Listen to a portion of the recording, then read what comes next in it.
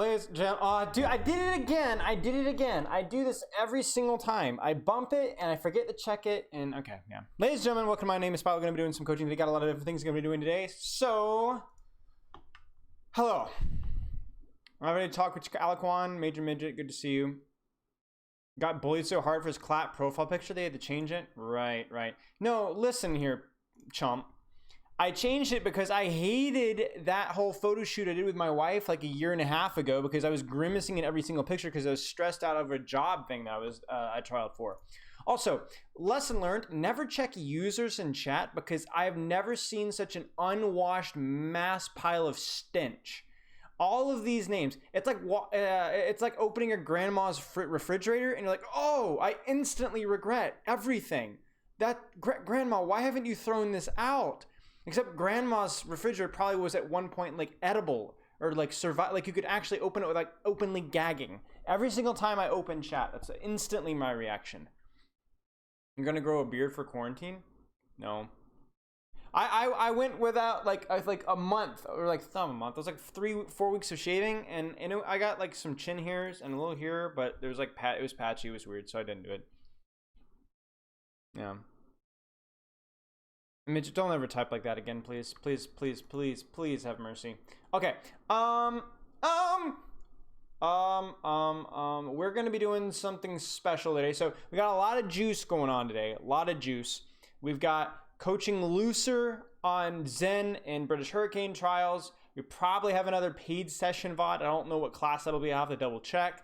That's a maybe. Maybe some hammer time as well if we have time. And then the big guns come out because we're going to be doing team VOD review at like 5 p.m. EST for those of you European backwashers that are still going to be around here. Then you're going to be able to catch that. So that's going to be Epog Champ. And then yeah, we're going to roll. So I'm not going to mess around, waste any more time. Where's the VOD? Replay. Okay. Do you guys have any last screaming complaints before I start? You have a Mel Gibson type beard. Yeah. Is Looser trialing for BH? Yeah. So like all the BH trials that I've done or will do, which I've done a couple, I think, or looked at a couple. I know of at least one, and then this one and any others, they all have permission to be streamed. So in case there's any questions, yes, the player got permission to be streamed before we went over it. So okay. So I'm not gonna like comment on the trial itself or like player skill or anything. I'm just gonna be coaching looser, and that's basically it. I'm not adding an O about it. I don't even know why I bother responding to you anymore. Okay, I'm gonna get my earbuds set up. Chat, you know the worst thing in the world is stepping in something wet with socks. Like I honestly think that's probably worse than getting your rolled up sleeves wet. You know when you're doing dishes? Oh, it's so bad. Oh, it's worse. It's worse than that as the socks, man. Oh, you should get nice slippers.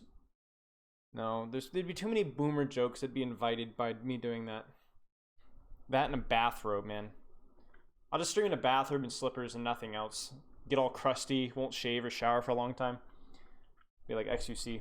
Okay, so basically, like, these are forced compositions as far as I know. I mean, I assume so. Like, this is probably forced, generally forced or encouraged in trials. What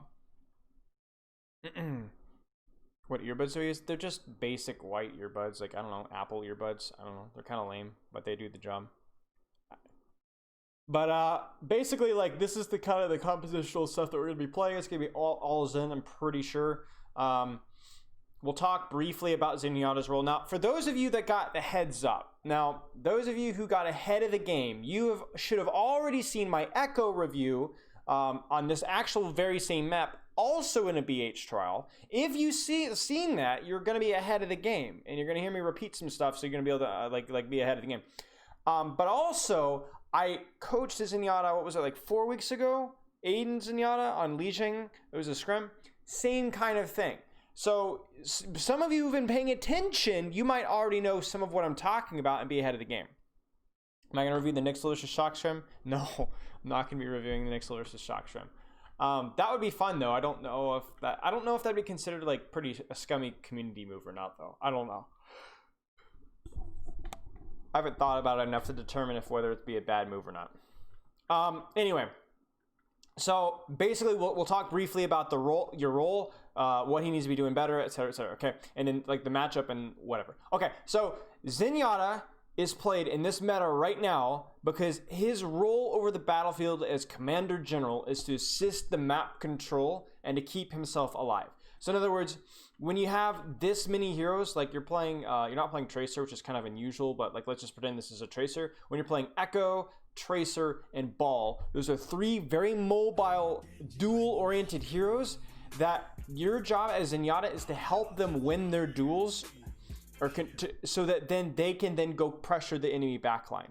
If you win the duel, you kill backline, right? That's the goal. Okay.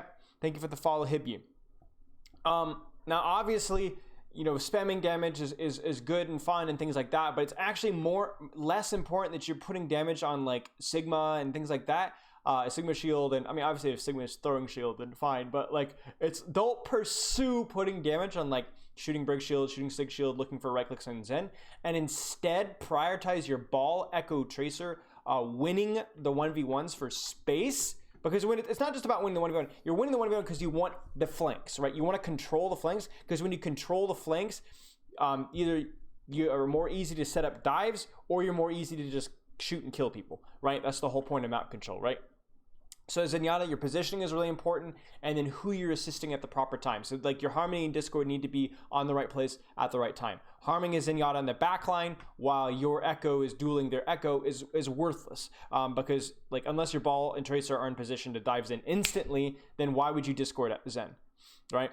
Why would you Discord Zen when the Echo 1v1 is going on? When you're shooting Sigma Shield, but the balls are 1v1ing, why would you not shoot the enemy's balls, or shoot the enemy ball instead of shooting the enemy Sigma Shield? It just makes more sense, right? It's actually it's the damage that actually matters, right? So it's not just about doing something, it's about doing what's the most efficient and most useful thing to do. Okay, so right now, again, positioning, assisting on the angle control. And Looser, I know I've talked about him with this a long time ago. We figured this out about the meta way back in like October, November. I don't know how much he's had time to practice on that, but it's been a long time, so, you know, who knows. By the way, enemy compositional matchup, the Tracer versus McCree matchup, it means that you could be more aggressive on setting up your own angle, but I don't really love the Kree stacking with Briggs in. I don't think that's really desirable. I think you can stack, but if you stack, you're basically looking to push out the enemy Echo angle, like prevent the Echo from playing the game, and then basically bait them to dive. But you are, like, the problem with McCree is, like, you have a lot of damage maybe, but you don't really win map control super well, because you don't want McCree stacked with your Briggs in necessarily, because then you like lose a ton of flanks, and then they're more free to get angles and spam on you, and that's not compensated by having more damage. But also, if he's hard splitting, it also means that he needs to be really well supported, because yeah, he has 225 AP, yeah, he has flash, but he can still die if he gets discorded. All right, let's go. Let's do this. Yeah, priority needs to be on Harmony on whoever is dueling. Generally, you start with Harmony on Echo, especially if you don't have a Mercy.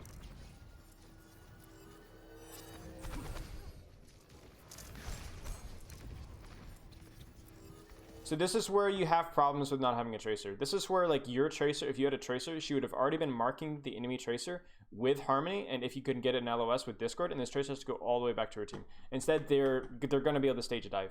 Like, and there's nothing that you guys can stop that. So the best thing that you can do is to be putting out as much early pressure as you possibly can. That means that you need to be hitting shots on Ball. You need to be, if you can get a body shot on Tracer and early Discord, your positioning needs to be really, really good. Early pressure and Echo, like, whatever you can is really important.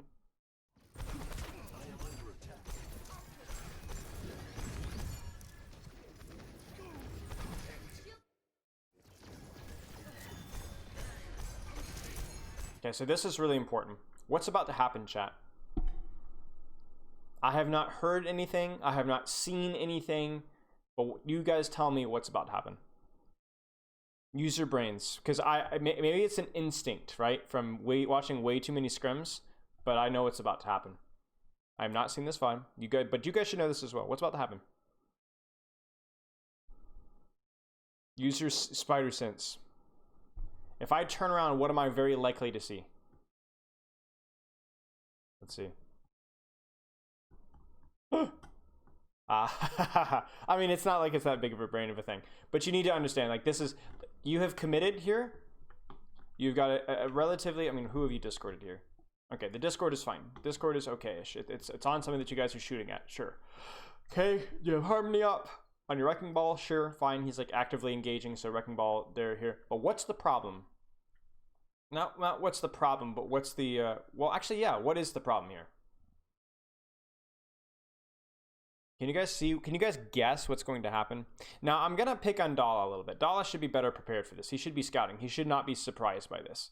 But what is Looser going, what's going to happen to Looser? Yeah, he's going to get booped in. I would be surprised if he doesn't get booped in. Now, obviously, Brig needs to be doing her job better here, but this is also a positional thing. If you hug this corner here a little bit better, you would not be booped. But also at this point in time, you need to be defensively discording and pressuring these guys quickly as you can. Because, like, you're getting, like, some shots in here, but ultimately, at this point in time, again, yeah, you can get some spam in, but you guys aren't likely to be able to follow up to that as much. It's more about denying the enemy dive and winning this fight, and then you can go pressure backline. Because if you guys hard focus enemy backline, and then they go in your Zen, then you as a Zen aren't really going to be able to follow up. Oh, he doesn't get the boot. It's really, really huge.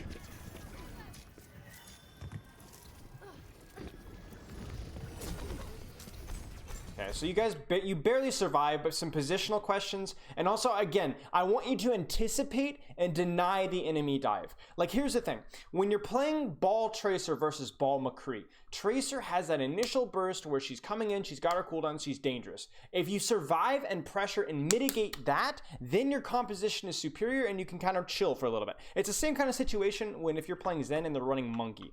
Your job is to, when that Monkey comes in and jumps in with bubble or whatever, engages with bubble, that he's already chunked, that he's already focused down. He's, even if it's just a little bit of damage, he's already focused down. And when he's in there with bubble, he becomes target priority number 1. He gets burned down. You focus, you make him leave. Once he's gone, because Monkey compared to other tanks, I mean to the tanks that you're running right now, is significantly more reliant on cooldowns, then you can push up and just kind of press mouse 1.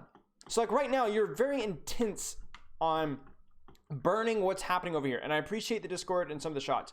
But at some point, you need to have that internal timer or that awareness of the enemy team, the enemy dive tanks or Tracer or whatever. This is their window where they're going to be doing something. It could be Sombra, it could be a Genji flank, Tracer, Ball, it could be a Monkey jumping, whatever. This isn't just for Zen, it's just the proc. But you need to have the timer of this is when they're doing something. So you pull back, mitigate against that threat, and then when that's done, you can revert back to just pressing mouse 1.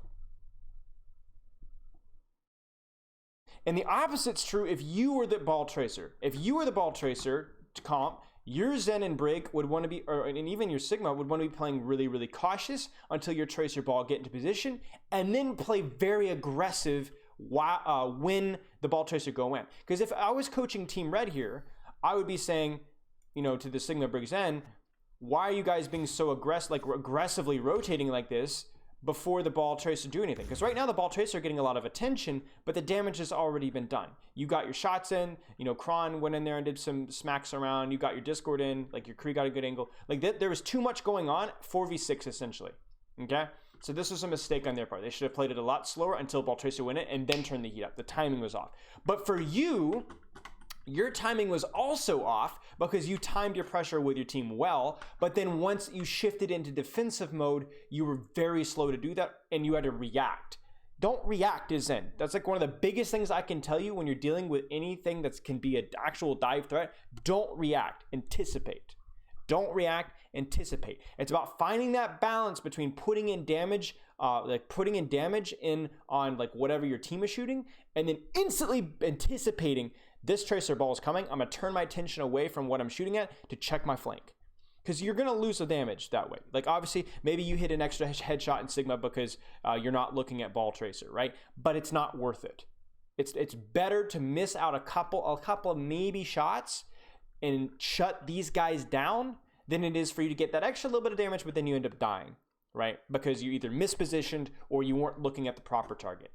And it's really important that you get that timing down and that you get that anticipation. I remember back in the day, I remember when Alarm was like in contenders, and one of the things that Tracers would always say that made Alarm great wasn't just his mechanics, but he seemed to always know the timing of when that flank was coming. Like he always had that right click ready to the launch, and and he wouldn't always get the kill necessarily, but you'd force the blinks, he'd hit one shot and force the recall early, and it just scuffed things up. It's really annoying to play with a Zen that has that good internal clock, and it's not even that hard, right? We like you plats in chat can anticipate this here. So synchronize your pressure with your team, but you need to do a better job of like again, remember what we talked about. If these guys die or are zoned out, it's over. It's basically these two and Echo. If those guys win their 1v1s or lose space or unsuccessful, then it's just over. It's just over. So Alex is trying for BH. This is just trials. Is the time in your head only? No, it's not only developing your head. It's the same kind of thing of like how do you develop instincts of like being a good driver or anything else. It's just through reps, but it's also through like actually understanding and looking for things. Like you can be I've known people that have driven for 40 years and I'm like on death's door every single time I'm in the passenger seat. You know what I'm saying? Time doesn't necessarily equal skill. It doesn't even equal instincts. You need to know what you're looking for and actually look for it. Like I can basically coach a Zen and be like, listen, I want you putting pressure, but then as soon as you need to be paying attention to ball tracer, and you need to explain to them like, okay, when do ball tracer want to go in? Well, they want to go in when their team can actually do something. And then when I saw this aggressive rotation from these guys, I knew that ball tracer had to be doing something. Because if they didn't do anything, if they were just like, playing patty cake back here, tic-tac-toe, then their team's going to get curb stomped. Like absolutely curb stomped. So they had to do something. And you kind of like, oh, the front line's doing something or the back line's doing something.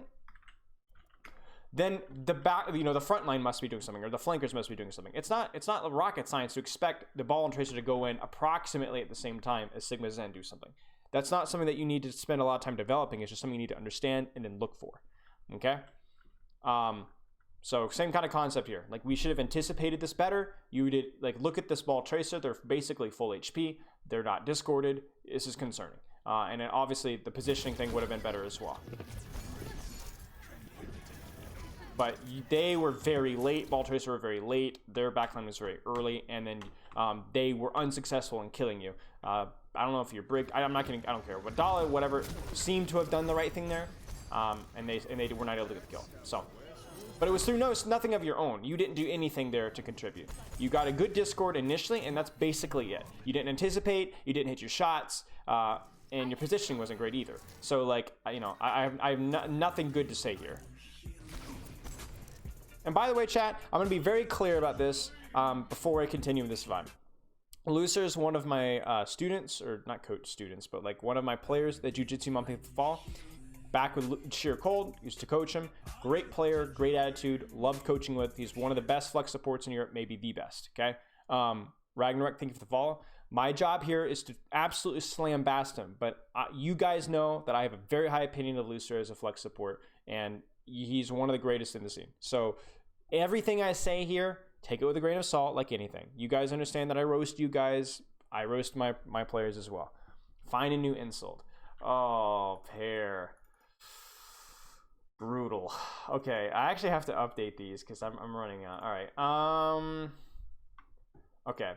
Lucer, I mean, like, honestly, like, from what we've seen with this gameplay, there's potential to be there. Like, you had the right idea of, like, the positioning and the discording and stuff, but you're just doing it all wrong. Like, it's a phenomenal, like, chain of incompetent move to incompetent move one after the other.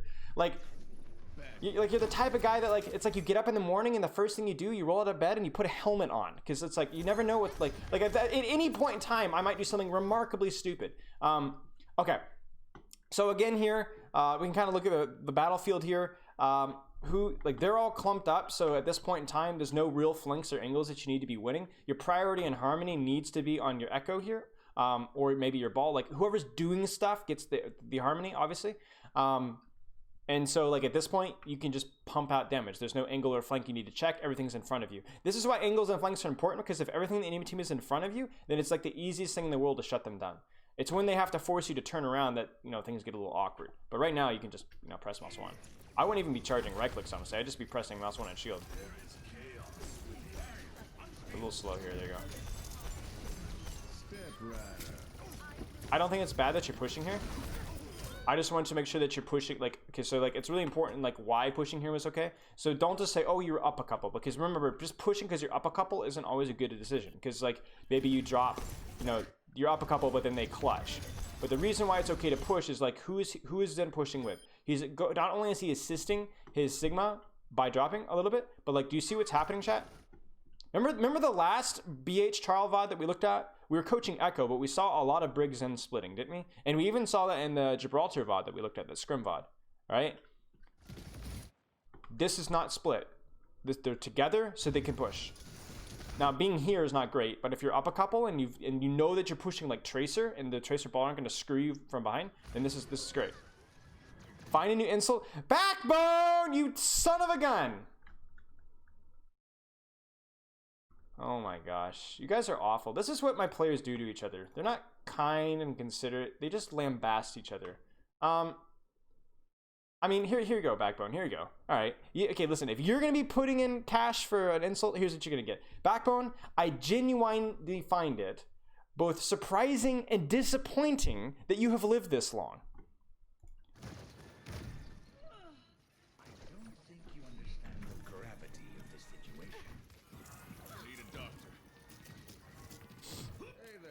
No, stop. I want to review the VOD. Okay, listen, save all your insults for the end because I have to get through this. We're already behind schedule. Should get the rat off your head. That's funny.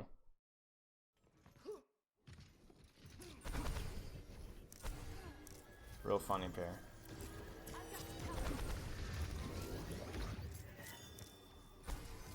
All right. Okay, again here, chat. This is better played from red right now.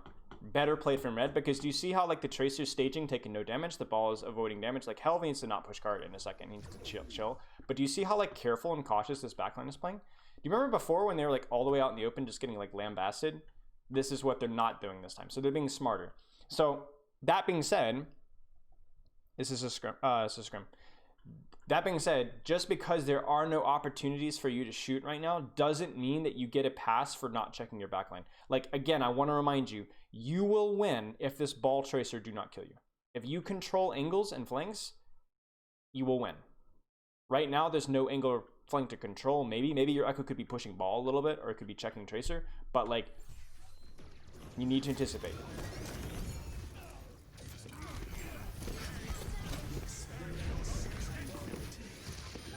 So it's honest, this is okay as long as this was communicated. Okay, one other thing I want to make sure as well is like you can definitely be a little bit greedy with your support ults in this meta. Obviously you'd like to have Trance for flex, but sometimes the enemy team just stages a dive really well and there's nothing you can do about it. If you look at this situation right here, your responsibility here is to prevent them from staging an easy dive. Your team failed at that responsibility. This ball is full HP, this Echo is full HP essentially. And your ball is out of position, their Tracer is full HP, and you're screwed. Now, I would have liked you to have turned and anticipated Tracer more. I think Discord and ball is fine, but shots on Tracer are more important. So for you, the feedback before the fight starts is, like, this needs to be looked at a little bit more, because it's easier to force cooldowns and resources from a Tracer than it is a ball initially. I think everybody knows Discord and ball is busted, but, like Discord and ball is like one of the things that you do like after you've bullied Tracer out first. I think you would want to prioritize Tracer here over ball. Because like if you think about this, if you shoot ball here, what are you doing? Like what does it actually matter if you shoot ball right now? Like it's only going to actually matter if you get CC, and I don't even know then if it's going to matter.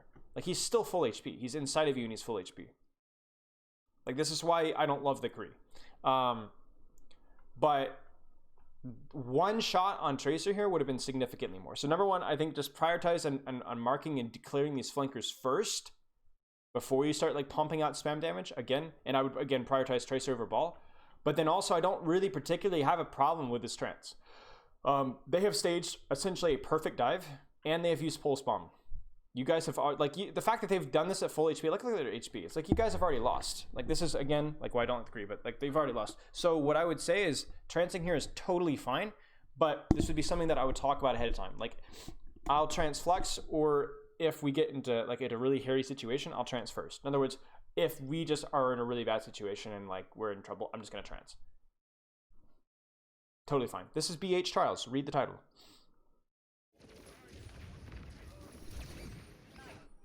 Like that's where Discord matters. Like when ball, like these Deval fights, when ball can just get like CC'd once and he just instantly melts. Play with your break, please. Thank you. Kree is just such. I just don't like Kree, man. Maybe it's better if you can like figure out how to play it, but I don't like it. Good job to finish with your brig. So there's again like a consistent lack of, or not as complete lack, but a mediocrity at focusing flankers down and clearing your angles behind you. Because obviously the way they're playing it is they're not like taking Echo 1v1s at all. They're not taking Echo 1v1s. Your ball, Kron is not really marking their ball well. I would like Kron to be doing a better job marking their ball, but it's not happening. So he doesn't really need Harmony Discord there. It's really just going to be coming down to you marking that tracer, like pressuring that tracer. And again, I think that's like the most risky thing that you have to worry about anyway. So do a better job of that, and then just a reminder that you're communicating your trance ahead of time. Like there will be trances where you just have to trance and you just can't communicate it because you didn't have time to anticipate it. That's fine. But if it is at all possible for you to prep your team, do so. Why are you not running? Okay, again, do you see what I'm talking about? Do you see what I'm talking about? I want you to look at the situation again here. What is wrong with the replay?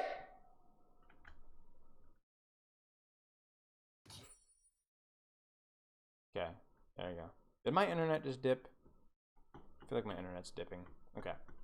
So again here, this is a situation where you have to be really careful, okay? So obviously you want to be putting pressure out here, but honestly, I don't feel like you really want to match this. Well, 60 seconds remaining. I look at the situation here, and Alex is already dropped. You guys are kind of screwed. Like, you guys really can't stay here. And not to mention that, but do you see how it also, like you guys, you should already be backing out. You should already be backing out. You're gonna die. Yeah, so I like, the TLDR of this is like, you guys held space where you really shouldn't. And my best recommendation would have, even in this circumstance now, you still need to be aware of Tracer. You still need to be aware of Tracer. Even if it's just a turnaround and take a shot at her, you still need to be aware of her. You're in serious danger. You're gonna die. Yeah, you guys needed to back up space. That's a huge error on either yours or your Brig's fault. Because if you look at the situation here, they've popped Rally first. What holding power do you guys have?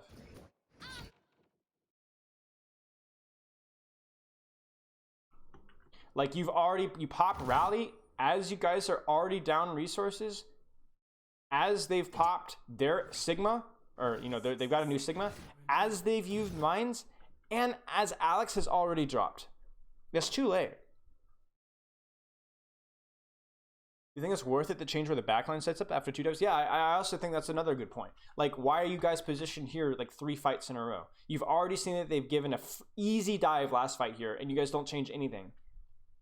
This is a really poor rally from Gala. And you're extremely late in rotating away. So honestly, before we talked about how your Discord priority in clearing angles here, an anticipation of pressure was not good. And then in this situation here, I don't know who to blame, you or Dala, but I'm gonna put you at least part of the blame in terms of your positional setup and then how, like where you were kiting to. Because you're way too late. Like, they've mines, they've copied Sigma, they've copied Flux, and they popped Rally first. And they're also taking a fight with Alex literally out of the fight. Alex is down here, like, looking pretty. He's not doing anything. And you guys get run over. It's over. If BH are running Tracer McCree against Tracer Echo, would it be appropriate for Ball Tracer to stage a dive in the backline since you would have the more tankier backline of paper? I mean, I don't know. Like, just play for angles and see what happens. If you're playing Tracer Echo versus Tracer Cree, Tracer Echo is basically like you abuse the fact that they can't contest, they can only contest angles where the McCree has LOS. So if you're playing the Cree comp, you want to play more out in the open and contest angles that are out in the open. If you're playing the Echo comp, you want to play the comp more around like angles and cover and corners. I don't like thinking about like going backline versus playing fast and slow. I think more about like where you want to fight is more important.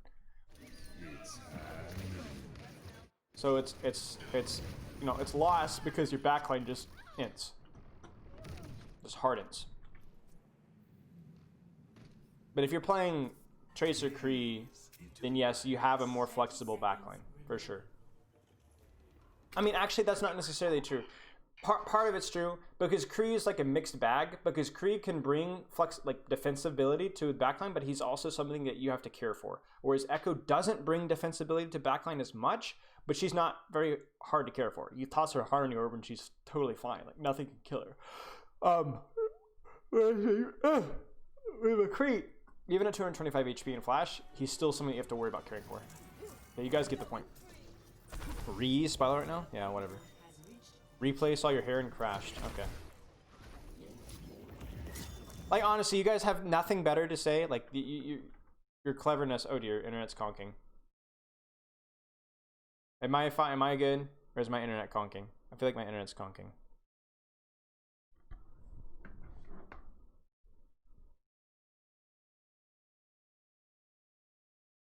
I'm gonna pull up chat on... Like, honestly, like, does anybody have a good internet provider? Is that a thing, or is that just like a myth?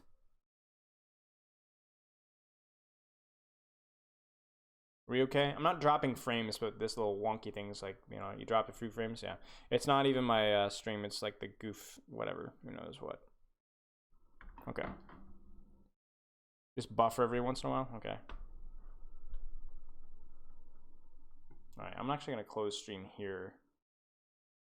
I'm going to try and shut down as many things as I possibly can. I'll close Discord. I feel like I'm like, the stupid, it's like, oh, I have to walk them hand in hand to make them work properly. Okay. Okay, let's go. So again, the priority here is like, your job is to control this, to make sure this Tracer doesn't get the angle here. To keep spamming here, but if you prevent this Tracer and Ball from doing anything, then your Echo and your Kree and your Sigma are gonna have a field day. Not to mention, it'll be easier for you guys to stage dives. Like, you have to understand that these guys need space to dive you. If you deny them the space, they will never dive you. It's like why a lot of times the opposite of what you want to do into dive, if you're running a slightly squishier backline, is all clump up in one spot and hide. It sounds like weird that you would want to spread out and take angles, but if you're supporting your angles well, then you prevent them from ever diving at full HP. Because if you all clump, then they literally can just surround you and easily dive you for free, and there's nothing you can do. Why am I reviewing Lucer's gameplay? Have fun. Sheer client poggers. I honestly don't even get that joke. Is it like AI? Like they're AI or they're bots? It's a bot joke, isn't it? Okay. Chad, is he gonna ever check his flame? Okay, so really quick chat. What's gonna be happening soon? By the way, if you activity feed, I need to have my activity feed pulled up. Holy Pig, thank you for the follow.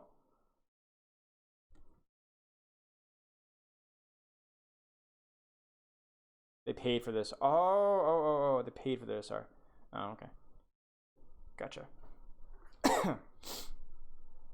It's funny though, because everybody makes jokes about sheer cold, like they bought their SR, because nobody would ever expect Jaru OW to have bought his SR, because no one would ever pay to have SR that low.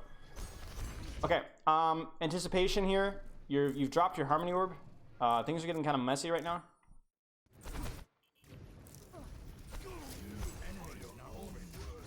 Yeah, you could pretty much anticipate, like right now, I press smash primary fire in the shield, but like at the back of the corner of your eye, this is where the action's happening. This is where the action's happening. Right? Because these guys are dead. They can't do anything. It doesn't even matter if you, like, it doesn't matter, like, don't get in the mindset of like, oh, I have to spam them, otherwise they're gonna out-spam ups. No. If you hit one shot on Fuki over here, my boy's done, and you can then go back to spamming these guys complete. So it's about anticipation. You hit one shot, and then they're done. I hate it. I hate it. I hate it. I hate it. I hate it. I hate it. I hate it. I hate it. Oh. Like, I guess credit. I don't really want you pushing, like, physically pushing this so much as you do. She sticks Brig Shield, and you walk into it. Oh. Okay. I I mean, I guess good job quickly swapping to Tracer, so that's a plus. Because if this Tracer doesn't get the pulse bomb, then you guys are gonna like curb stomp this Sigma right here. Like KSA has to piece. Holy Pig seems like the kind of person that jokes about mouth breathing jokes while mouth breathing.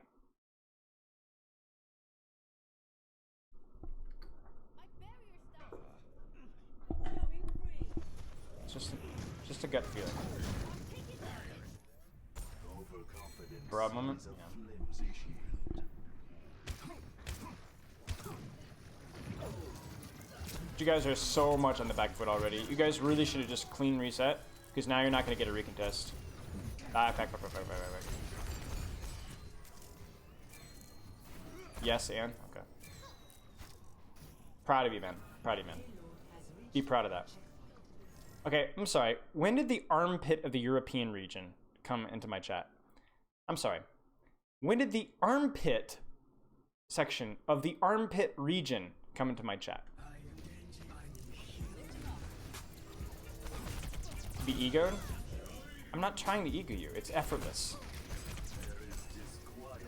It's like egoing a rat. You just stand there and you know, you're like, wow, you're really small and you stink. It's minimal effort egoing.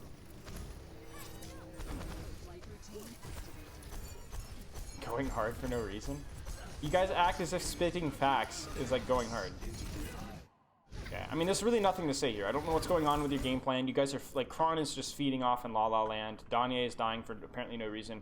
I appreciate, like, this is where your, you know, your attention is going to, and you're clearing angles, but it's not happening. So, like, you just need to not die. You need to keep backing up. You need to keep backing up. You need to keep backing up. You need to keep backing up. You need to keep backing up. Thank you. No! Ugh!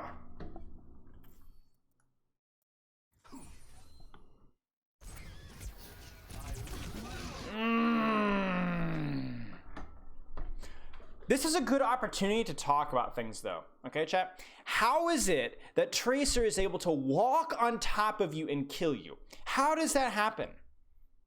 Okay? How does that happen? Honest question. I'm not roasting. I'm honest question. How does that happen? Where does she come from? Okay? Where does she come from? Do you see where she comes from? Do you see where the ball comes from? Do you see this? How is it that she's able to get to your backline? She goes on the flank that she's won and then instantly clips you with a Zen shot. Discord, bang. This is what I'm talking about. When I'm talking about like this kind of crap, like the flank here, the angle here, that's what matters when getting kills. This is why.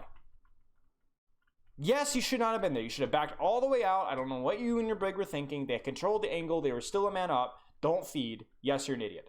But at the same time, learning moment, don't, like, this is why that doesn't work well. Focus on coaching loose instead of egoing you. This is why. Because it's incredibly easy to put pressure when you have angles. Incredibly easy. Very low effort. Now you guys are just staggering. This is your homie. Okay. So I don't really know why you guys are all walking out of the same choke. It'd be really helpful if one of you guys split off here, because you're gonna get stuffed. But even with the rally, maybe I would probably prefer a split. Okay, chat. Question: what should be the game plan here with Looser? What should Looser's game plan be? Okay, what should Looser's game plan be?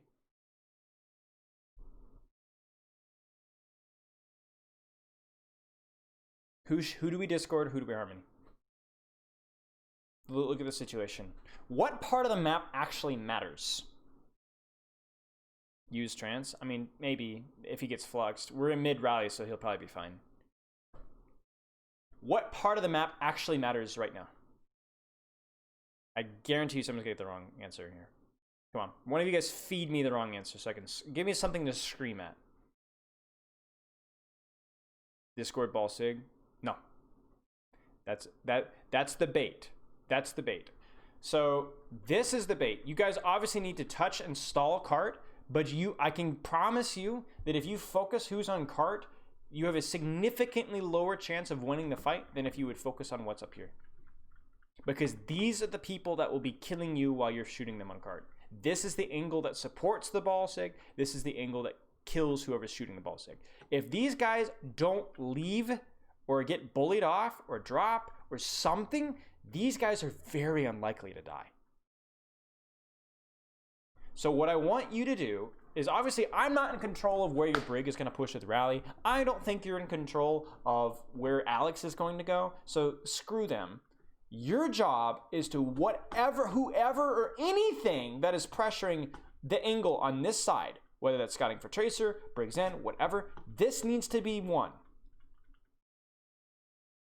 Now, the exception to this rule is if your entire team ignores the high ground and shoots here, in which case, then yes, it is better to play with your team and like support their mission than it is for you to do the right thing by yourself, okay? Do you still Harmony Tracer? Yeah, you probably still Harmony Tracer. Depends on the situation. But I want you to try, if at anybody in your team looks to contest this high ground, then you help them. Now you look at the situation here, it's really messy. You get split from Bella. Trance, fine. Don't know why you copy Zen.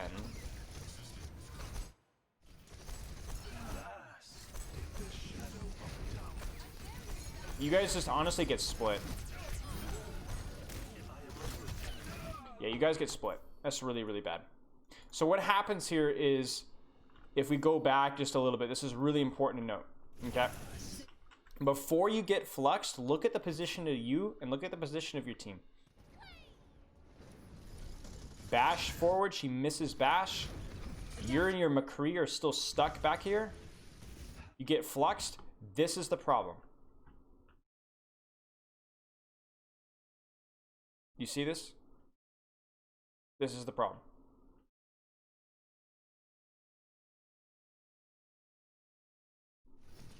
Zenyatta.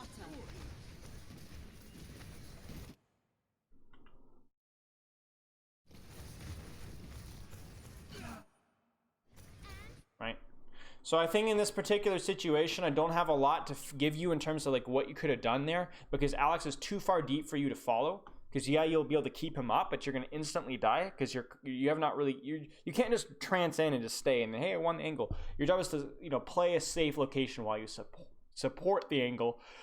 But like it's kind of over. Like it's you guys never took that high ground.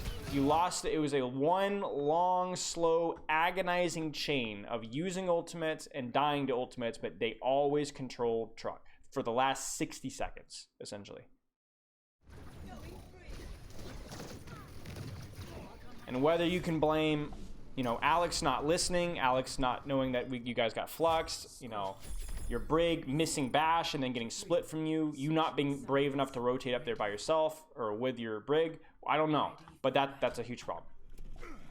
Okay, so a lot of little things here. But I want to kind of take a moment to like debrief what we've seen, okay? So obviously we've talked about like how the comp needs to be played in terms of like what Lucer needs to be doing. But what can we actually say or see that Lucer is not doing well enough? First thing first, besides just the stupid errors, we need to do a better job of anticipating tracer pressure from Ingle and making sure that Ingle doesn't do anything, right? It's return on investment. It's less fun. It's less satisfying. It doesn't make the brain go ha ha ha like, you know, Zenyatta heroin to hit land, you know, a single body shot on a tracer in a Discord. But it does a lot more. It does a lot more than landing a right click of like, okay, I hit 2 or 3 orbs in the Zenyatta in the backline, but you know, we don't have angle control, so we can't actually follow up off of it, right? You need to prioritize that whenever there's a choice, okay? So you win the angles, control the angles. That was not done very well. Anticipation, especially on first point. Second point, I mean, I don't know. You guys you ran into a pulse, you got staggered, you never even got another fight. Third point, I think you did okay early, but then you guys never really fully reset, and then your trance didn't save your team because Alex got too far split. I did want to talk about the last fight on first, though, before we walk away. Or the second fight on first, remind you, talking about your trance usage, prepping your trance usage. Then the third fight on first point, where very important that you needed to know when you need to rotate, when you need to move. When the enemy team is popping ultimates, when they have a man advantage on your angle, back away.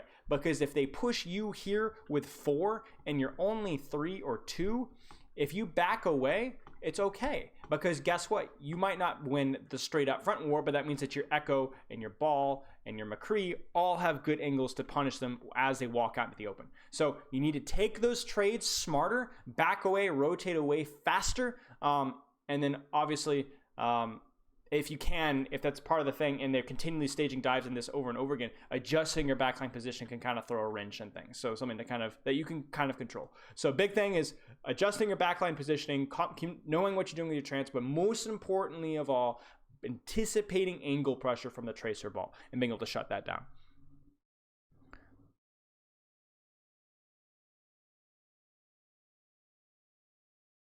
Okay. All right. We're done here. We keep going. That's part of the reason why I don't love the McCree, though. Is like we said, the McCree struggles to prevent their tracer from doing things. Holy cow, you guys are baiting.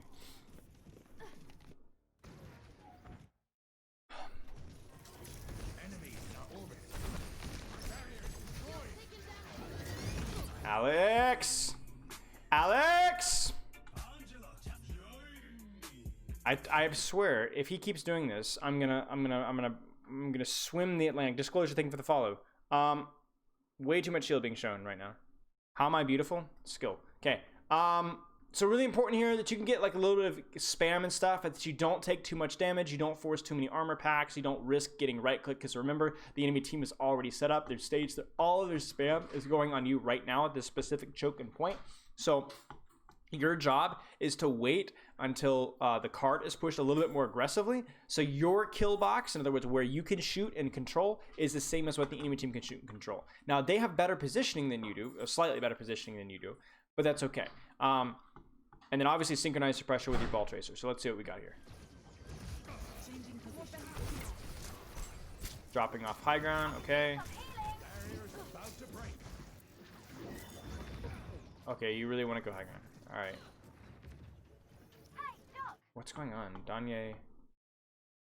Danye needs to be aware. Like, I don't know if you didn't call this enough, but Danye needs to be aware that you're rotating right now, because obviously this means that he can't play the game. And if he plays the game, he's gonna get his recall force or he's gonna die.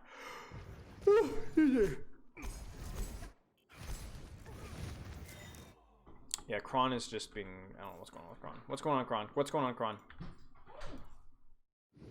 I honestly want to see what Kron is doing. Because if Kron just feeds, you know, whatever.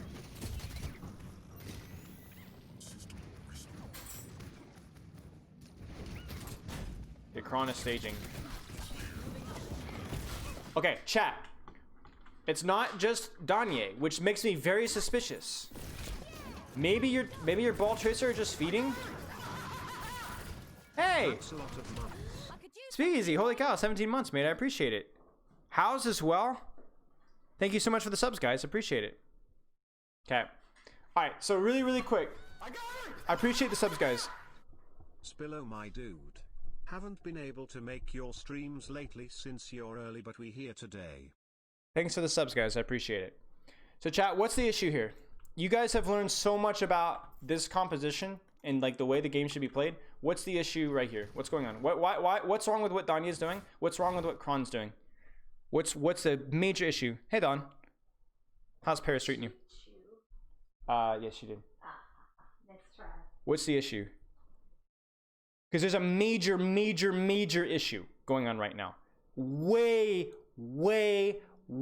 too early. Way too early. It's not just that Danya and Kron aren't on the same page. They can be going for different targets, right? Generally, you want your ball tracer synchronized, but like, okay, it happens. You know, your tracer's dueling, ball gets an opportunity to boop in, whatever. Doesn't matter. But the problem is you're like, look at you and your brig. Look at you and your brig. You dropped off of high ground, and then your brig dropped off high ground, and then you retook high ground, and then your brig retook high ground, and meanwhile, your ball tracer either aren't listening or they aren't in the loop with what's happening, because they need to know this. Because you being on high ground here means that you can easily harmony, you can spam, your echo can go in, you can contribute off of what your ball tracer are doing. Same thing with your Sigma, same thing with your brig, same thing with your echo, etc., etc., etc. But if you have fallen off of high ground and you are in a position to where you can't do anything, then your team needs to know that and they need to wait. Because your ball tracer are acting as if this is a dive. This is not a dive. This is feed. Okay? So I don't know if you called this, but if you did call it, there needs to be urgency with the call. I fell off. Wait. I need 7 seconds. No Discord, no Harmony. Wait. They need to know that because it literally changes everything. Everything revolves around you. And if you did that and you did call it loud and they still didn't listen, screw your teammates, GG's, ELO hell, don't worry about it. Go next trial. But I bet the farm that if you did call it, you didn't call it loud enough. You don't get a pass for simply calling it because there needs to be urgent because there's a million things being called. This is a fight-changing call. Wait needs to be called. And this is really concerning. This is really concerning because it's already over. Like Vitality Kai, I think it's the fall. Like it doesn't matter what you do now. It doesn't matter your right clicks or who you're harmoning and who you're discording because all the meta discussion just doesn't matter if you're not doing it at the same time. It just doesn't matter. It doesn't matter. So whatever. Like it just doesn't. I don't even care what you do now. You might just like go jump off the cliff. Nobody cares.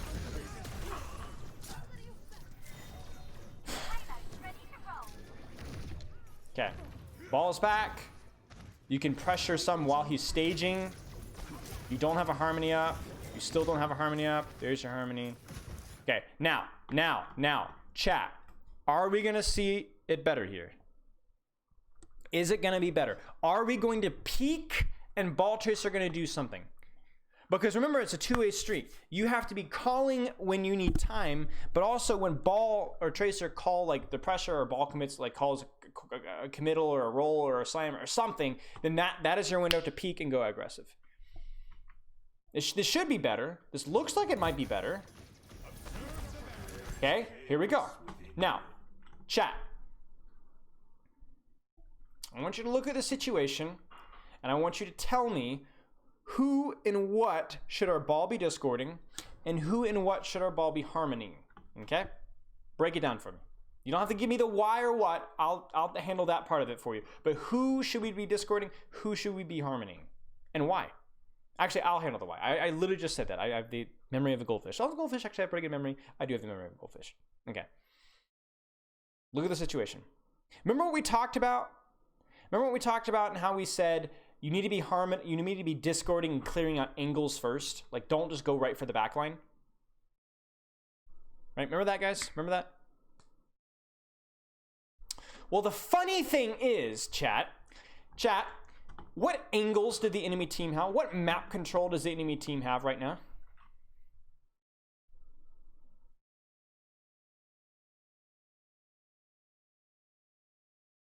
Okay, there's a couple of good things in here. My point is that you can harmony Sigma, you can harmony Zen, you can harmony Echo or Discord Echo. Like, there's a lot of options here. You know why there's so many options? Because the enemy team has no angles, has no flanks. So right now, the reason why you Discord and harmony flanks is so that then you get everybody clumped up in a little tight, ugly herd. And when you do that, now you can just start shooting whoever your team's shooting. It doesn't even matter. Now you can spam Sigma Shield. Now you can Discord and shoot at pop shots at Zen. You know, it doesn't matter. Like, look at this. Look at this. Look at this. It's a sandwich. They're smashed. Okay? I expect you guys to win this fight unless the enemy team does something crazy. Looser delusional dog. Right. Imagine having delusions of adequacy, right, Refin? I know that you've never been plagued by that disease. Okay, so really important now is that you Discord who your team shoots, you Discord or harmony or Discord what's easy, create 6 of the fall, and then you just harmony your ball. Like right now, you can play like Tickle Me All Me. You can just pop off right now. It doesn't even matter. The enemy team is in serious trouble.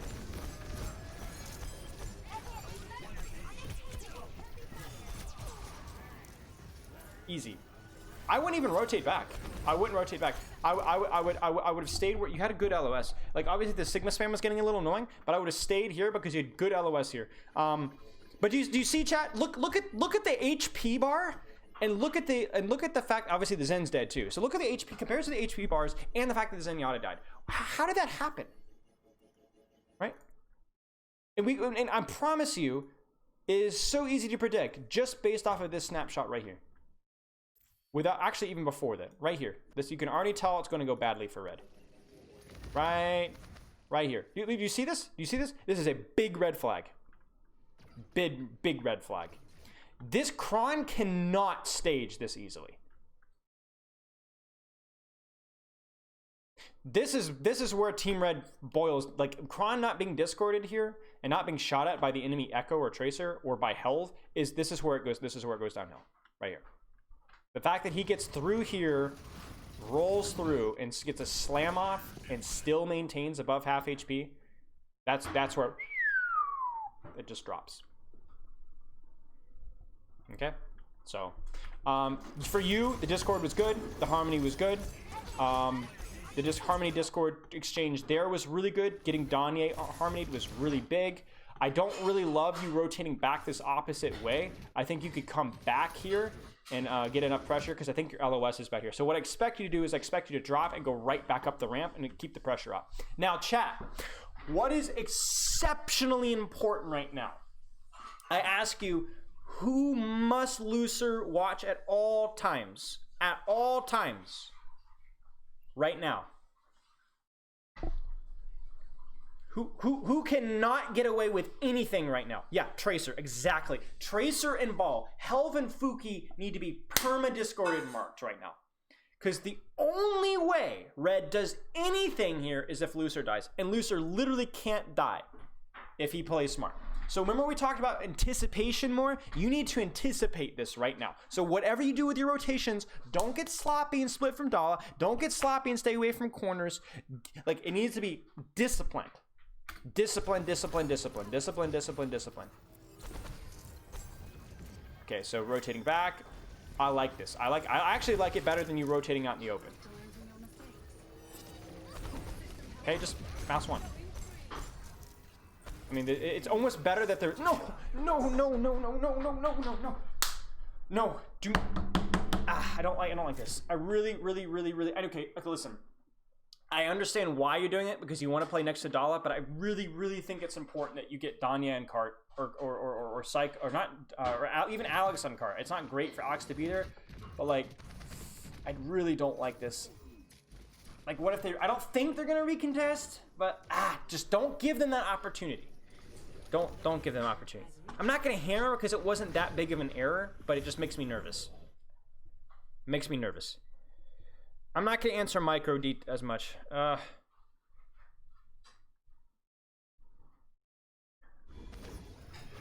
not gonna go over like the nitty gritty details. If you guys have questions about like specific positional rotational stuff, I'll go over it in a bit, but I don't want to right now. Okay. Helve is feeding, so like you can just take this opportunity. Like this is the thing. Helve is gonna get discorded here. He's gonna get absolutely nuked, and then you guys are gonna have a pretty much free rotation to wherever you guys want to go. I think another little thing we could talk about here is like your Harmony Discord or your Harmony priority when you're close to trans. I think I would want you to Harmony your Ball here, almost regardless of the circumstance, because I really want you to get trans for this fight. I think trans is gonna be big here. Short. Well, I know I'm on my knees. Might want to lower that cam. I mean, listen, Kron, do you really want to see me? I don't think that's. I think this, I'm doing you a favor. I have no idea what Kelv is doing. Midget. Okay. Dude, you're built like a stick. Okay, listen here, Captain Feeder. Like, I understand that world hunger's a thing, but this isn't gonna do it, Chief. What are you doing? Alright? I'm sorry, what? Why are you marking people when they have map control? You Nimrod. You're completely outside of your support LOS, and you go in. You don't even stage backline. I'm listening. I would love to listen. I'm going to be doing nothing but listening, because there better be a good reason for this. You're not even pushing cart. Look at what Donnie's got the right idea. Why are you actively pursuing a mark when you don't have map control? Danye called it, right. Danye, classic clown. What does he know? All right.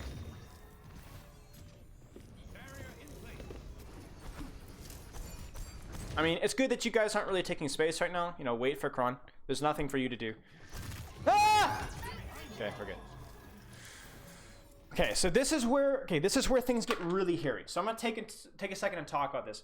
Chat and by the way, anybody in chat, not any of you stupid GM players that have egos but don't understand the game. Any of the plat players in chat, the lower ranked noobs. Can any of you guys tell me what's dangerous about this whole situation right now? What's Looser's problem here? Okay, not the mistake he's making, but like what's going to be an issue with winning this next fight? But what's the problem? Can you guys see it right here? Can you guys see it?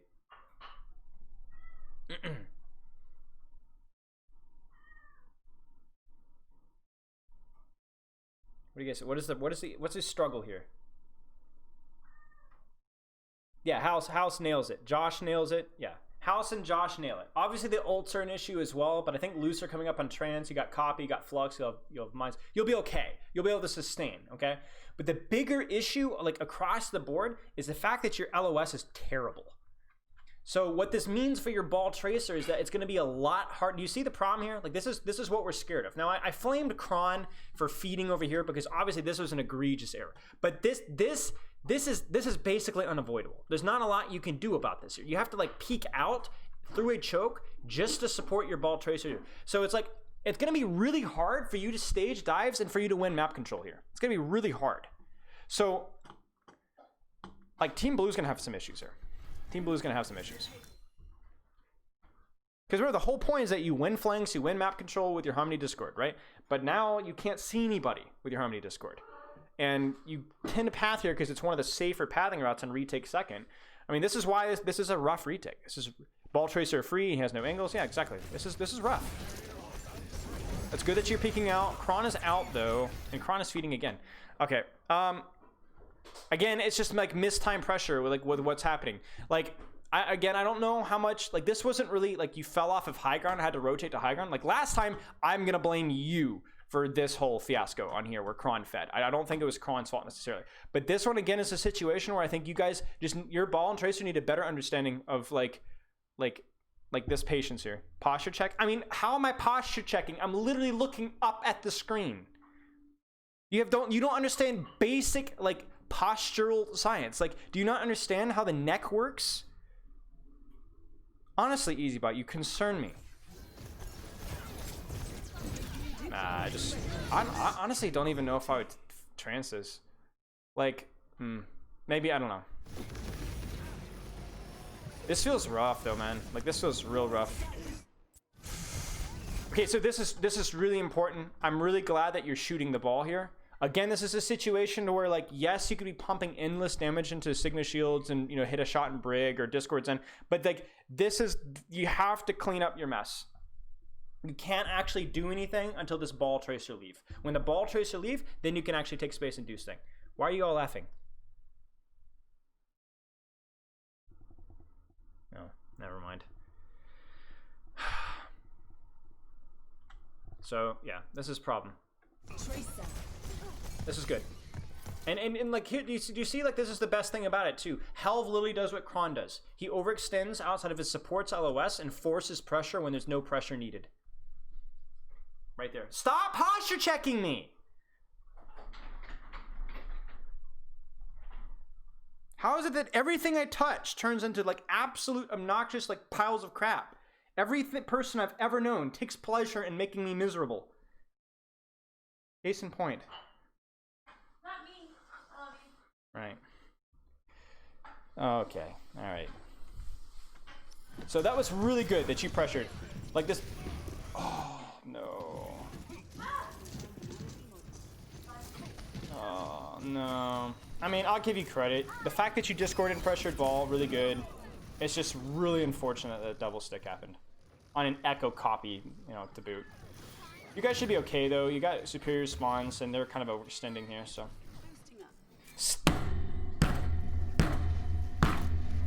Stop posture checking me. What do you guys want?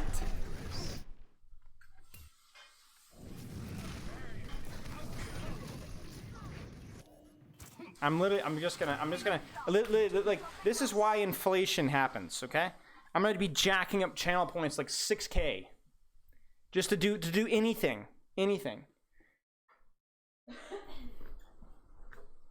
Mauled. He said the mauled. I'm ignoring you guys. Just ignoring you.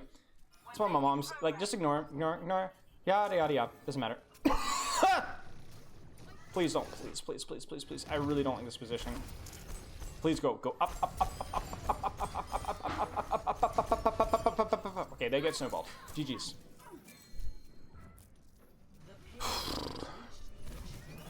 Okay, really important. Okay, now I'm gonna once again whip out the old thing. Oh, they didn't really posture check. Did you actually do that? Wait, be nice. Client OW. Dude, you guys, you know what? You guys have the sense of humor of a 3-year-old. It's not even that it's like immature poop humor, but it's just like so low effort. Like there's no effort in this at all. Be nice. Okay. All right. I appreciate you guys coming in, and chiming in, and supporting me today. All of you guys watching those advertisements to watch my stream. I'm sure that really helps pay the bills for me.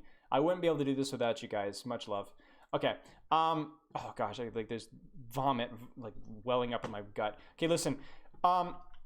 This fight is gonna come down to the exact same thing that happened when you were in defense, and it's gonna be who controls this angle, this position up here, right?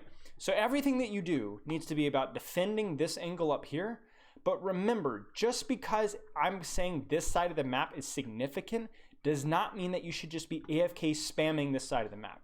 What I mean by that is you want to hold this angle, but when ball starts to, like, you see ball coming up here, this becomes priority for marking. Because remember, once you're here, you're here. You're not really going to lose this position until ball, tracer, or echo, or something like that remove you from it. And the only way they can remove you from it is if they're uncontested on their pathing. Because if you think about it, you guys are kind of neutral here. You know, this position versus this position. Maybe this position's slightly better, but, you know, the cart's uncontested. So you guys really can't kill each other on these high grounds here unless, you know, you miss position, you just eat a right click, or they eat a right click. The goal should be that you win whatever, you know, the ball trick, like you're down in your overlord's position, throwing down lightning bolts like Zeus. And your lightning bolts hit the enemy ball tracer and echo harder, and then it enables your little underlings, which, by the way, your underlings are Kron and Danya, and then you enable them to go attack the enemy Zeus. Like that's literally what you're doing. It's like your control. You have like this rat army, this army of like rodents that you control, and you control your rodents to kill the enemy rodents, and then once you've killed the enemy rodents, whatever rodents that you have left alive, go kill the enemy himself. Because if you just skip and try and kill the enemy without killing the rodents first, the rodents peel back and they kill your rodents with the help of their enemy boss, and then you're just standing there looking like an idiot. So you need to kill rodents for rodents. The rodent versus rodent war needs to happen. I mean, that's actually a really good example because, honestly, anyone who plays ball in this meta is a rodent. So, hair check. Oh, so funny. Oh, that's great. You're an actual player, right? Okay. Like right now, this is no good. Like you know, actually, I don't really care that much. I honestly have no idea what my hair looks like. Oh, bless me. Okay, I don't really care that much because you don't have anything else to shoot. Like there's not like they're staging anything, so you can keep going for fishing for likelies here. But I would prioritize like getting high ground here first. Right. Okay, now, this is where stuff hits the fan, okay? And by stuff, I mean feces, okay? Disgusting. Just said that. Wait, what? Okay, thank you. Nice. Check it for cash first. Looks like my wallet. Am I? Wait. Can I give her a little more? Yeah, sure. You wanna eat? Cat. Chat. Who should we be arming and discording and supporting right now?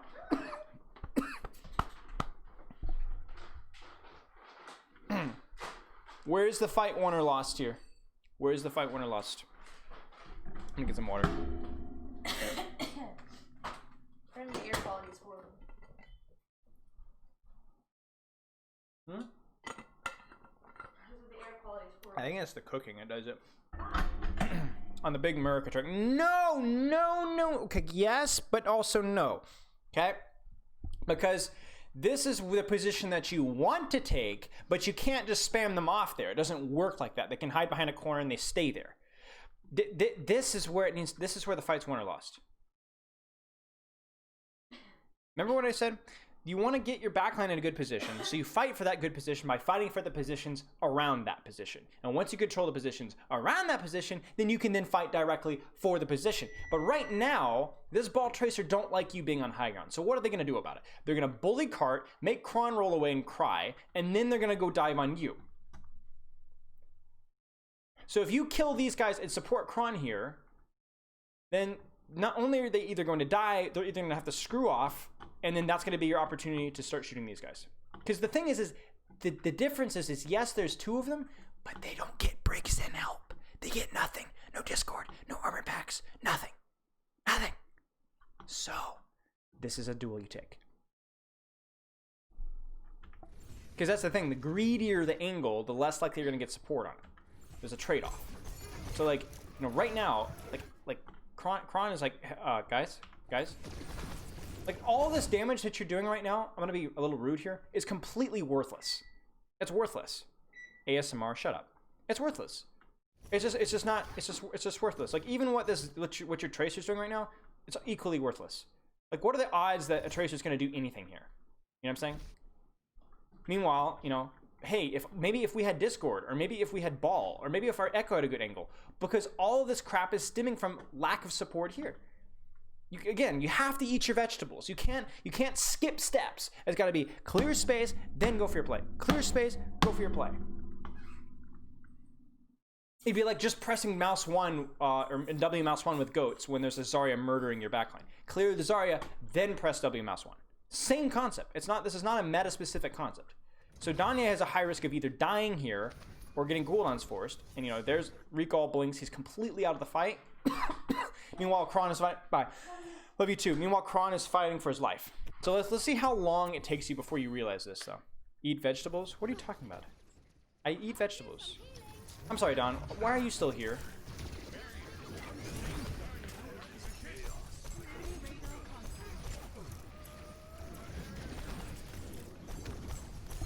You're still shooting. You're still shooting. You're still shooting. And now you Harmony.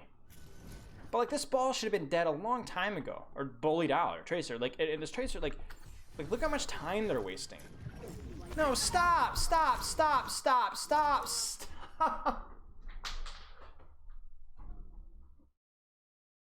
Oh gosh.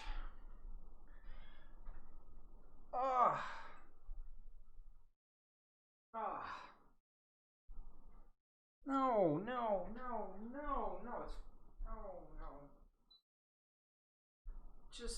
it's no.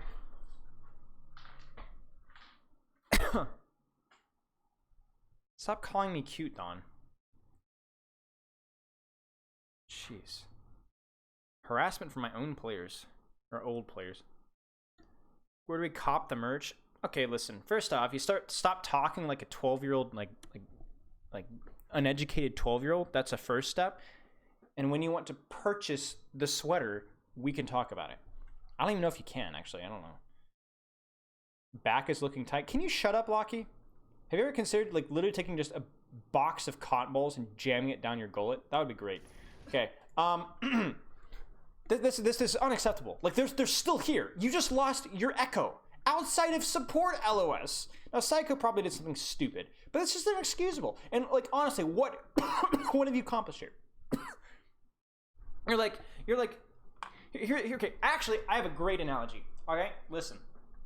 This is the equivalent of playing the lottery, taking all of your money and playing the lottery every single day of your life, instead of just investing the money. Now, is there somebody out there who's going to land 2 right clicks and kill the Zen break? Or maybe land 3 orbs and your tracer somehow follows up off of it? Yes. And if you do that, is that more valuable than supporting your ball tracer? Yes. Absolutely. I'm not going to lie to you and say if you got a right click kill in the Zen, it's not going to be more worth. But you're leaving it up to chance, and it's statistically significantly inferior instead of just doing the normal smart play.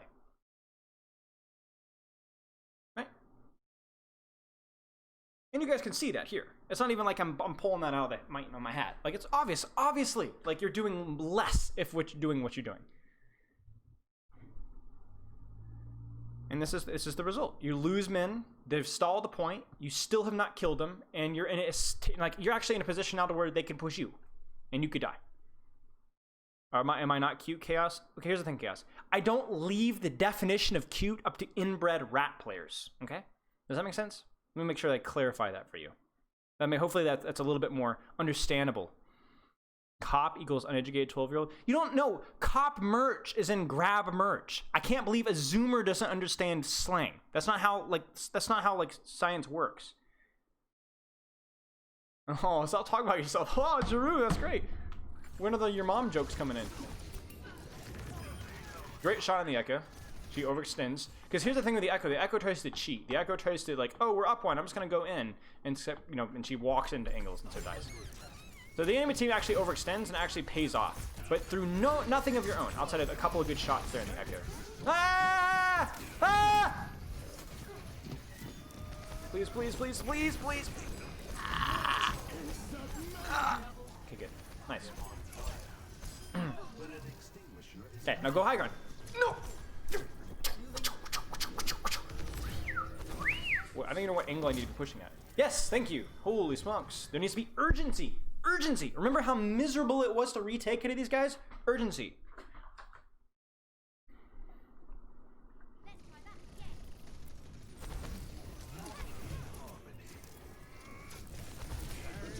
Okay.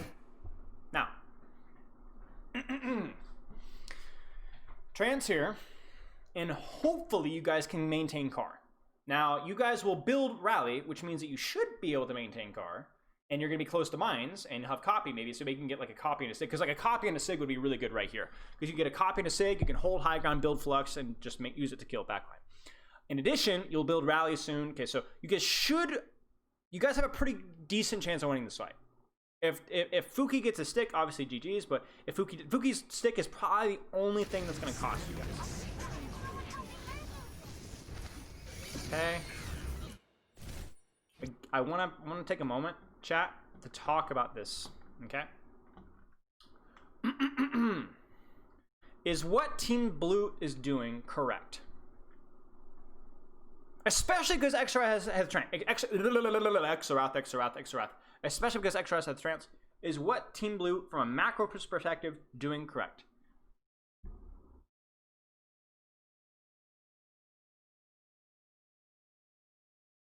Is it bad to just die since they have so many more ults? Well, yeah, I think it is, because I think you have a decent ult bank. Like, you only have trance copy now, but you're coming up on mines and rally, and this positioning is oppressive. So I think that, yeah, I think it would be bad to die. I think there's times when it's okay to just like dry fight and play aggressively and bait ults, but I don't think you need to here. I think this is winnable. Messing with the ball. Yeah, it's definitely I'm in. I mean, if Sigma Shield is showing his shield before a fight even starts, then yeah, pummel it. But as soon as this fight starts, screw the ball. I think pushing here is actually a big mistake. I actually think it's a big mistake. Because the point is not just that they have trance, but when you're abandoning the position that you want to hold to push with what? On what? You pushing with mines into these guys? Are you rallying? No, you're not. And you're abandoning the good position. And if you think about this from Looser's perspective, chat, who should Looser be marking or anticipating right now? Hey, kitty. There's mines behind you? Did they just use mines? All right, this is why I need to plug up my earbuds. Because this is really concerning.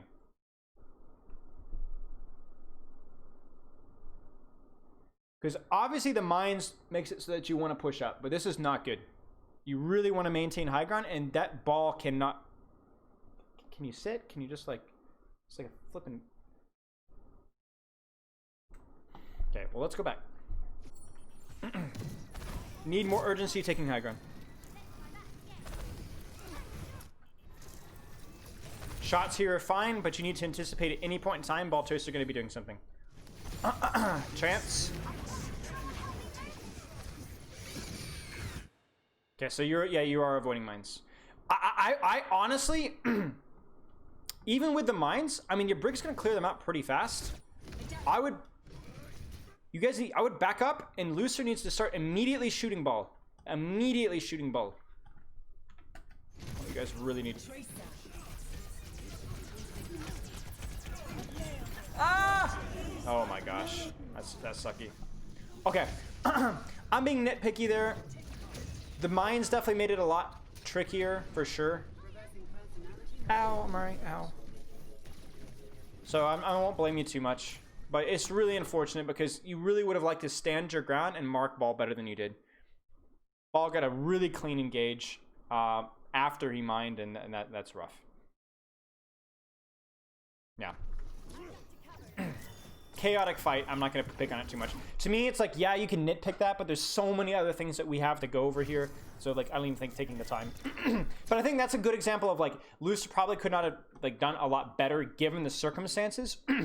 But you can see how, like, the way Team Red won is by basically ulting in a way that forced Blue to give up where they wanted to hold. You see what I'm saying? Like, if they had just mines on point, it wouldn't have done anything. If they'd mines here, it wouldn't have done anything. If they'd even mined, like, if let's say Team Blue would have pushed and they mined on top of the push, if Team Blue backs up to here, then they still can't do anything, right? It's because they mined on directly, not only on Blue in a way, but more importantly on the spot that they wanted to hold, then it put them here, and then it's just over here. Like, it's over. You're in a bad position, and ball is just rolling in literally for free. So, not so much of a correction as it is a teaching opportunity. Okay, now you do have mines. You did unfortunately use your rally, and your copy as well. I think your copy could have been a little earlier, maybe, but whatever. But I'm a little concerned. Well, actually, let's just play it out. Let's just play it out. I'm not going to nitpick you guys for not going high ground. Maybe there's a game plan that I'm not aware of. All I ask is that you help your angles, and that you don't just throw right clicks on the corner. You need to harmony your ball. Like, I would even prioritize like chucking a harmony on Kron here over doing what you're doing, because you're just not doing anything right now. Like, you've done nothing. You've literally done nothing. I don't think it'd be anything enough to. I don't think, you know, you harmoning ball or anything would be game changing, but it'd be better than doing what you're doing. You're literally doing nothing. Like, the thing is Exarath has a significant advantage in this duel. Even if you wanted to take this duel, he still has an advantage over it. He's got better cover, better corner. He's got a smaller choke to throw things through, so it's harder for him to miss orbs. Yeah, I just don't think this is good.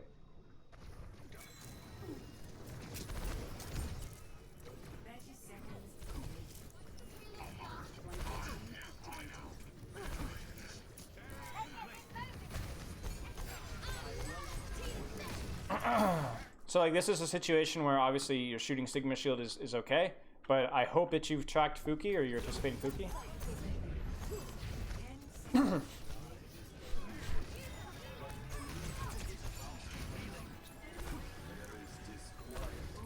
Okay.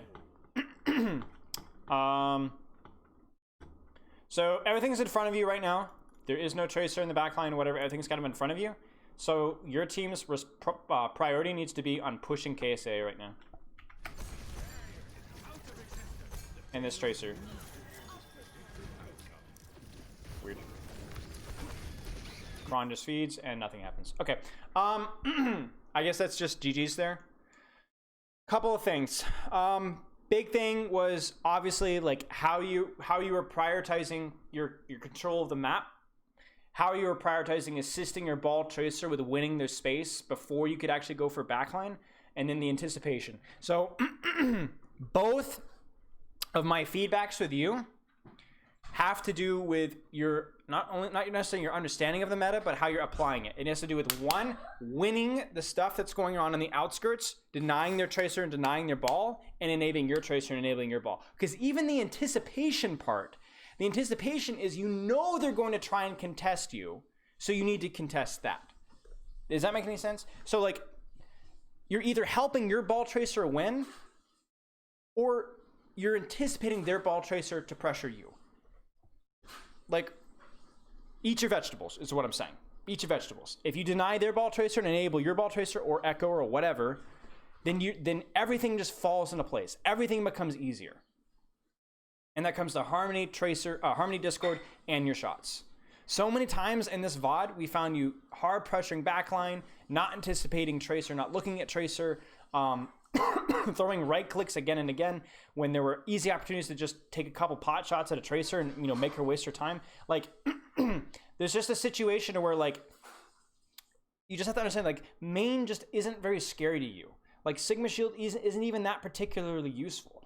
It's more about, like, how much space can I win for my flankers and for my DPS by helping them overshooting a little Sigma Shield, overfishing for right clicks, and how many engages can I deny on the enemy ball Tracer by anticipating their engages and discording them and shooting them before they engage or as they engage, even if it means I miss out on a little bit of spam.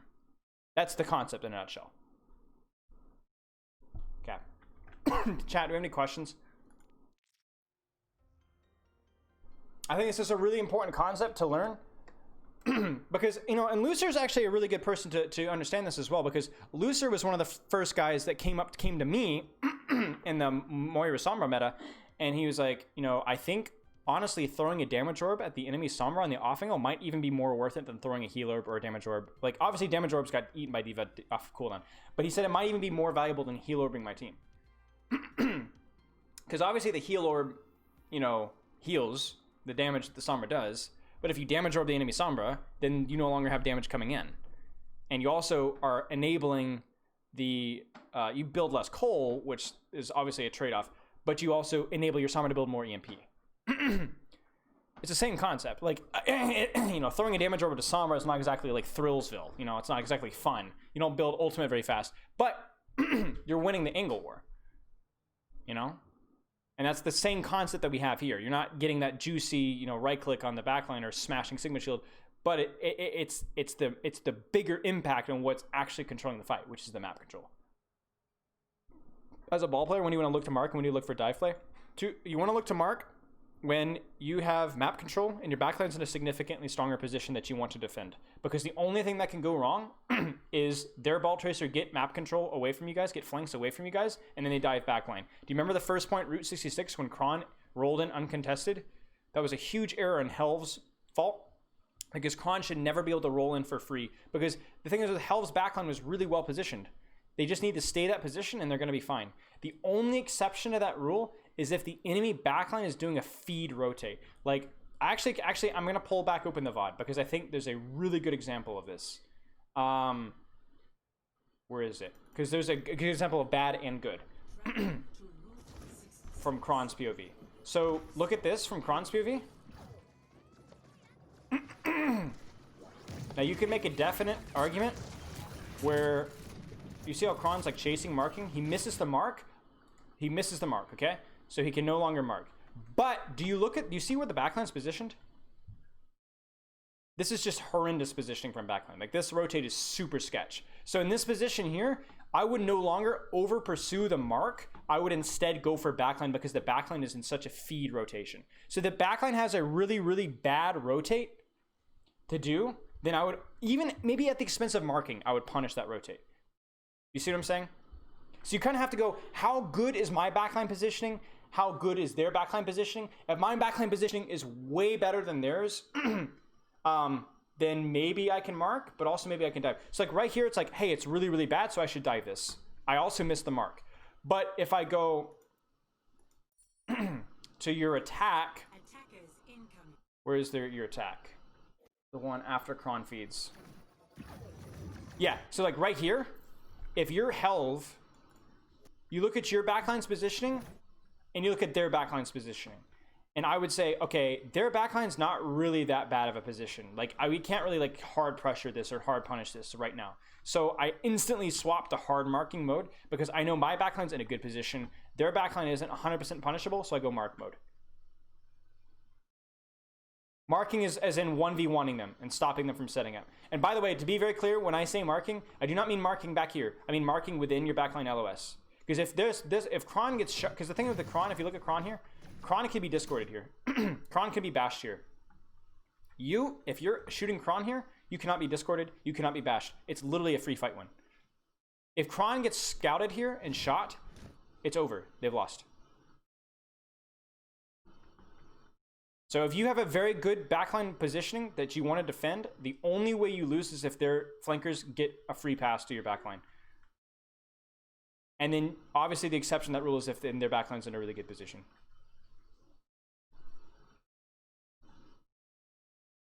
But it also depends on composition as well. Like if you're running a Kree or something that's like heavily anti-dive, then it's more important you to punish with your map control. Like I've heard so many people say many different things.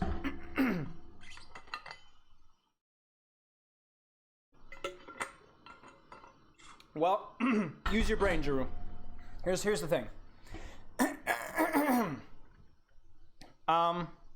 Numbani first defense. Numbani first defense. Think about Numbani first defense. If actually we'll do it with this map right here. If their backline's rotating through here, is it better for you or is it better for your backline to dive? When your backline's in a strong position, their backline's in a position where they have to move. Same agent. It's better for you, right? It's better for you to dive, so you should go. But if they're up here, is it better for you to dive or is it better to play the angles that you already have?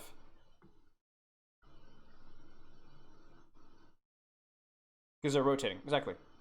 They're rotating, you can hit them on rotate. You mark and play angles, exactly. So all you have to do, Jeru, is don't overthink this. It is not that complicated. It's simply a question of, am I gonna get more, like, is my backline, am I gonna get more value out of the dive or am I gonna get more value out of abusing the angles? Because the thing, Don, the thing I disagree with you on is it's, when I say mark, I'm not marking because I'm scared my backline's going to die to bald. I want to mark so that my backline is free to abuse the angles they have. Like this point isn't really a great example of it. Let me actually find if I can find a different point. Find a different point where this is really good.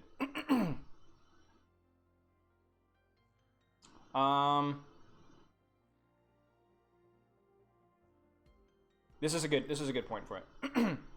The point I'm marking is that your DPS and Zen or whatever are just free to like do whatever they want, right? So this is a good point. I'm like, ignore the comps, whatever. If you're marking on defense here, you're not marking because you're scared of your Briggs Zen of dying. You're marking because your Echo, if she can just stay in her, because the point is this choke is so awful for them to walk through. You want to abuse this angle really hard. You want your Echo and Zen to just be able to spam the absolute like crap out of this choke, right? So all you need to do is, you don't worry about diving here. You just worry, because you need to look, is the rotation more punishable by my DPS's angles or is it more punishable by my dive? Is it more punishable by my DPS's angles or more punishable by dive? You can't dive here. It's awful to dive here, but you can spam the crap out of it. So don't dive, mark. Right? You're either marking because you can't dive and it's really easy for your DPS to spam, or you're not marking and you're diving because it's hard for your DPS to spam, but it's easy for you to dive. Because you can't dive here, but you can spam the crap out of this from angles. Another map. Let's actually do a couple of these. Let's do a couple of these. I know it's quick play, don't make fun of me. Okay. Chat. Would you, as ball, do you dive or mark when backline is like, if your backline is like back here, do you dive or mark? Do you dive or mark when your backline's like playing high grounds? What do you guys think?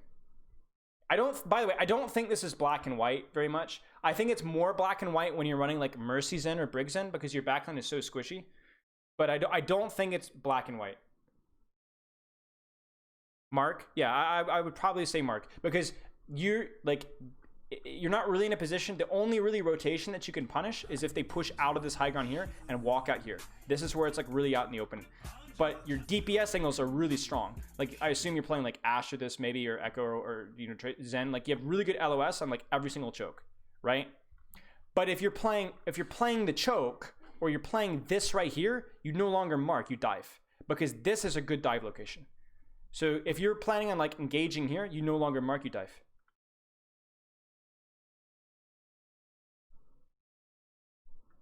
So it's a literally positional situation. Same kind of thing here. Do you mark or dive here? Initially, if your backline is positioned like back here, would you mark or dive? If your literally, I'm gonna be very specific. If your backline is positioned here, do you mark or dive generally? What do you guys think? I think there's a very clear right answer with this one. Yeah, mark. Okay, what if your backline is positioned here? Or like, I guess here. I guess on either of these platforms, do you mark or dive? You dive. Yep. I would dive. Because if this rotation becomes a lot grosser, because your backline can actually follow up off of it. Your backline is on LOS, exactly. And to be clear, even when you are marking, you're always marking within your backline's LOS, but you're marking like at maximum range. So like you would mark like ball tracer like over here, right? Maybe you could get a harmony or whatever, you know, you can just spam them out here. But yeah, you don't mark like way over here, you know. Okay, let's do a couple more. I think this is a really good exercise. Just a couple more. Blizzard World, that's another popular map. Okay. Welcome to Blizzard. Backline is like, let's say your backline is up here. Do you mark or dive? Backline's up here. Mark or dive? Shut up, Baggins. Mark or dive. Your backline is on this high ground right here. Do you mark or dive? Mark. Why? Why do you mark? Why do you mark? Where's your backline's LOS and where's their backline going to be? Like predict. Where's the backline going to be?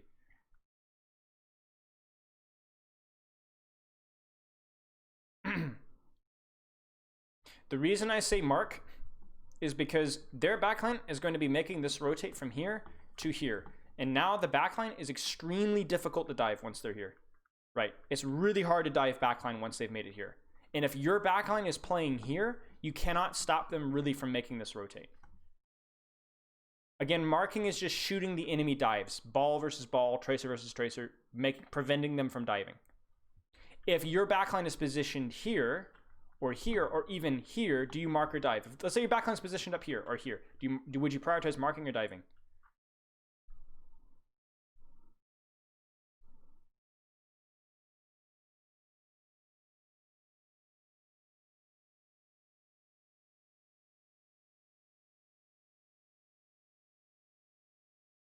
Chat, what do you think?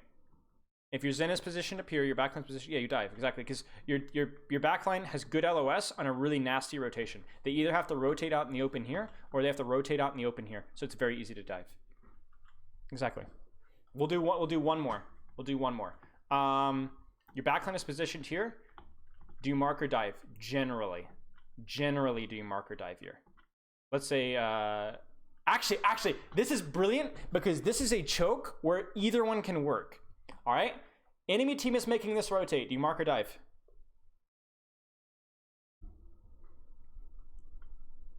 This is actually really cool. This point has both.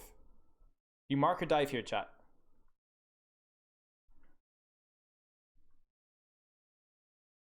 You dive, exactly. This rotate is brutal, right? What if the enemy team does this rotate and they rotate this to this high ground? Mark or dive?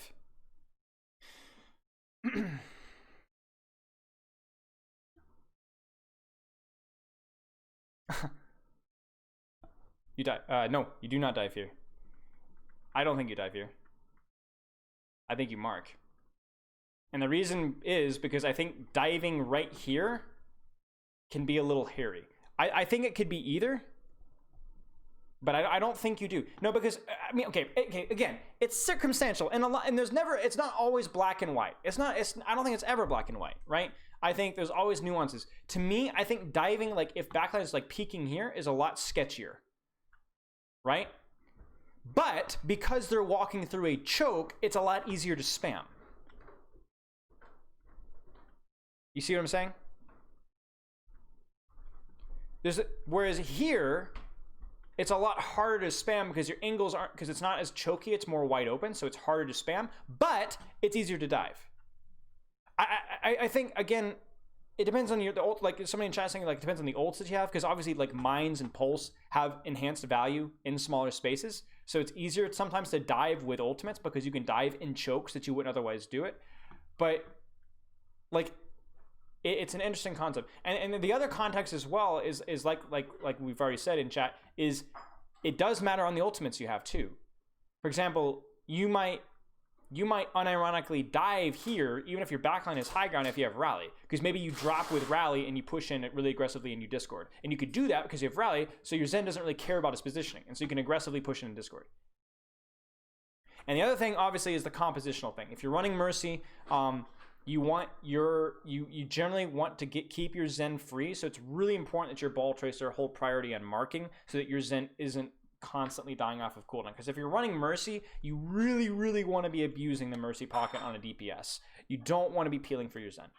So you want to be abusing that, and to keep, so that your Mercy, to be able to pocket, needs to not have to pocket your Zen. To keep your Zen alive, that means your ball tracer have to step up the mark.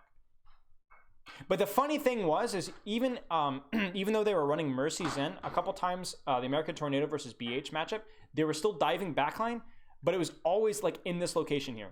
They wouldn't mark sometimes, like sometimes they just go after it, but it was always here. They would never go for a dive here. If they made it here, they just swapped the marking. Yes, depends on where your backline's playing and where the enemy team's backline's playing, and also the ultimates. So what I want you to think about Giroux is like, here's the thing. Obviously, this is a simple topic, but it's kind of like difficult to apply and to like read on the fly in Overwatch. I mean, that's Overwatch in a nutshell. Simple, very, very simple game, but very difficult to read on the fly because there's a lot of different little nuances, okay? But the fact that you're thinking about it puts you already a step ahead. So keep thinking about it. How to tracer ball protect Sin by marking the mirror. Exactly. You just said it right there.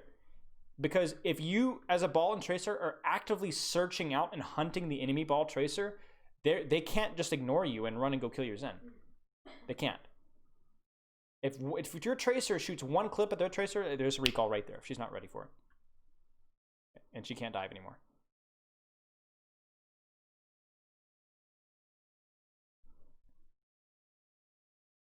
But this whole like marking and kind of a thing is like, it's pretty big.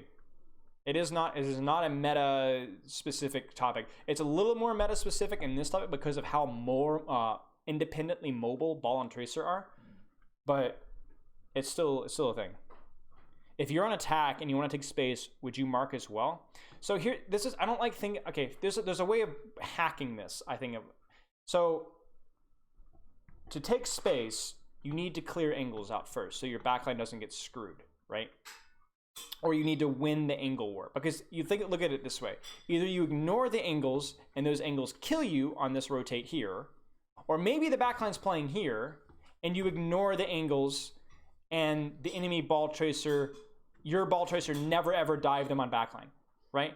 So you need to worry about angles if you're attacking, because either A, they're the angles that'll dive and kill you, or they're the angles that when you get here that prevent your ball tracer from ever diving their backline. And if you never get a dive from their backline, this position versus this position, you're always going to lose. So you need pressure on the backline high ground, because otherwise their high ground corner advantage means that they'll always win in the trades here. Hey Tammy, good to see you, mate. Does that make sense? So you need to worry about the angles, because they're either what kill you on the dive when you're taking space, or it's what prevents your ball tracer from getting any pressure. Because if your ball tracer don't get any pressure, then the enemy team just holds the good position and you never win. Does that make sense first, before I talk about what you do in attack? You evaluate the situation. Like, let's say you're pushing here. You're like, hey, we're not really diveable here, so I don't need to worry about that. But their Ashe Zen are like here, and it's going to be murderous to try and push through this choke. So we need some pressure on them before we walk through the choke. Okay, so now you understand that. So there's a way to hack it, okay?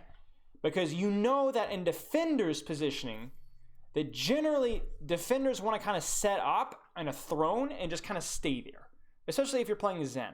You just kind of want to, you don't want to move around, push left and rotate left and right. You just kind of want to sit and hold still, okay? And just control everything. So the problem with that, the weakness of that, is if you're on attack and you know, okay, there's Zen is on the high ground back there, he doesn't really want to move because otherwise he's at risk or it takes a while to get back up. Let's say the ball tracer are marking your ball tracer over here. What can you do?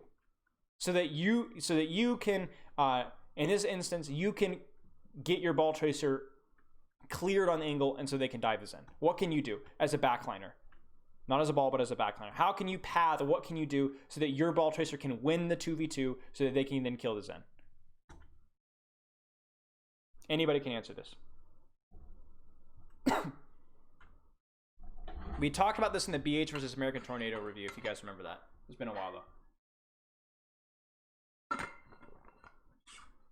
Pull an exo and send your Zen in the flank. I mean, that's kind of the concept. Yeah, the goal is that you, with your Brig or with your Mercy, you know that their Zen set up a million miles away, so they're not going to punish you for rotating as a group. You rotate as a group.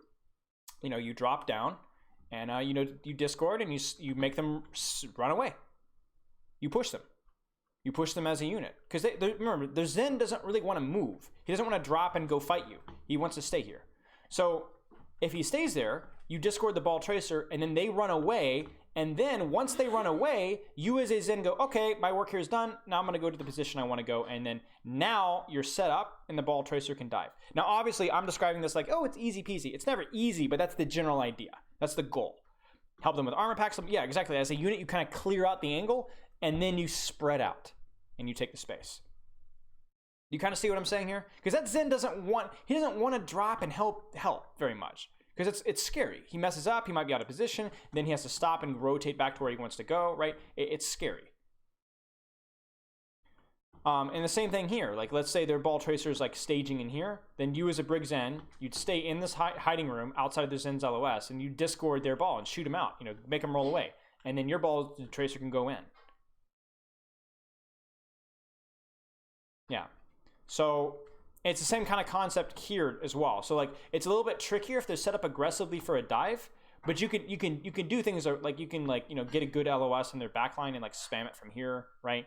Before you rotate. Like, you never, if they're set up to dive you early, don't just rotate. You either try and bait it, you try and fake, you try and spam them out from an angle so they have to drop before they dive. Lots of different things. Oh, posture check.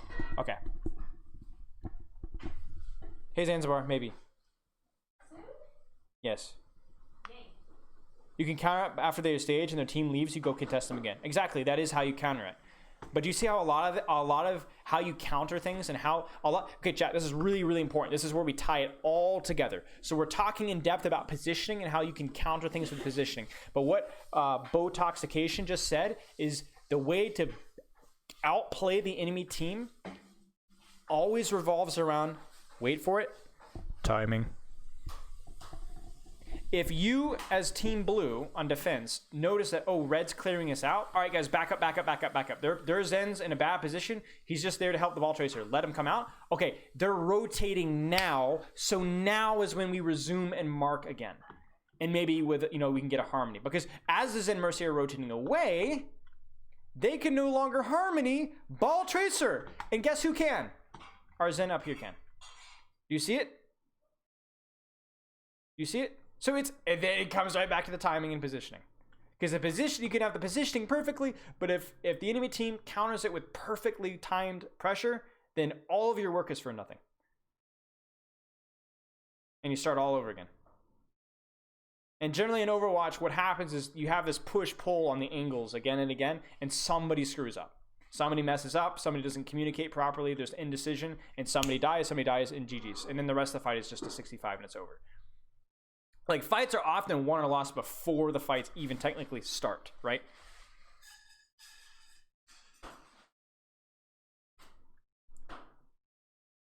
Does that make sense?